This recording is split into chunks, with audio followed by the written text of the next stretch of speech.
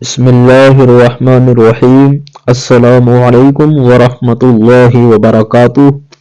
الحمدللہ، آج ہمارا اردو زبان کی چوتھی کتاب کا 33واں سبق شروع ہو رہا ہے۔ اونٹ چوپائے دو قسم کے ہیں، اہلی اور وحشی۔ اہلی وہ ہیں جو پالنے اور پرورش کرنے سے انسان کے ساتھ مانوس ہو جاتے ہیں، جیسے گھوڑا، بیل، اونٹ وغیرہ۔ وحشی وہ ہیں جو جنگل میں بسر کرتے اور آدمی کی صورت سے بدکتے ہیں، جیسے نیل گائے، پاڑھا، ارنا، بھینسا وغیرہ۔ تمام اہلی جانوروں میں اونٹ نہایت اصیل و نجیب، حلیم و سلیم جانور ہے۔ اس کے جثے اور اعضاء کی ساخت سے صاف عیاں ہے کہ وہ گرم و خشک ریگستانوں کی صعوبتیں جھیلنے اور وہاں کے باشندوں کو مدد دینے کے لیے پیدا کیا گیا ہے۔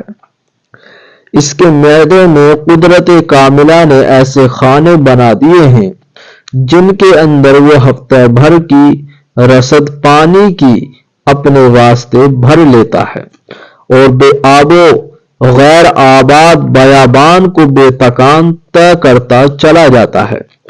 اس کی پشت پر کوہان ہوتا ہے جو حقیقت میں چربی کا ایک ذخیرہ ہے، اور یہ ذخیرہ اس کے معدے کو بھوک کی شدت میں غذا پہنچاتا ہے۔ جب چٹیل اور اجاڑ ریگستانوں میں کہیں گھاس کا تنکا یا جھاڑی جھونڈی کے پتے، ببول کے کانٹے یا چھوہارے چند گٹھلیاں بھی اس کو میسر نہیں آتی تو کئی روز تک وہ بیچارہ بغیر چارہ کھائے نہایت صبر و تحمل کے ساتھ اپنی کڑی منزلیں طے کرتا ہے۔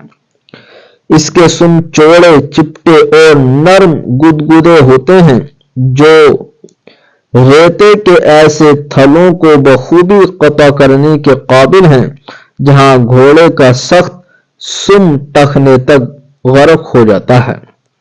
اس کی طویل گردن، اونچی ٹانگیں، اس کی مضبوط پسلیاں اور گھٹنوں اور کولہوں کے جوڑ صاف ظاہر کرتے ہیں کہ وہ بار برداری اور سواری کے لیے نہایت موزوں بنایا گیا ہے۔ وہ مالک کے اشارے پر زانوں کے بل بیٹھ جاتا اور اپنی پیٹھ پر بوجھ لدواتا ہے، لیکن جب غلطی سے اس کا مالک بار گراں اس کی پشت پر لاد دیتا ہے تو وہ اس کو آگاہ کرنے کے لیے بڑبڑاتا اور شور و گل مچاتا ہے۔ ایسے ریگستانی خطوں میں جیسا کہ عرب اور افریقہ کا صحرا ہے، اسی سود مند جانور کی بدولت آدمیوں کو خوراک و لباس میسر آتا ہے اور اسی کی اعانت سے ان کے اکثر کام چلتے ہیں۔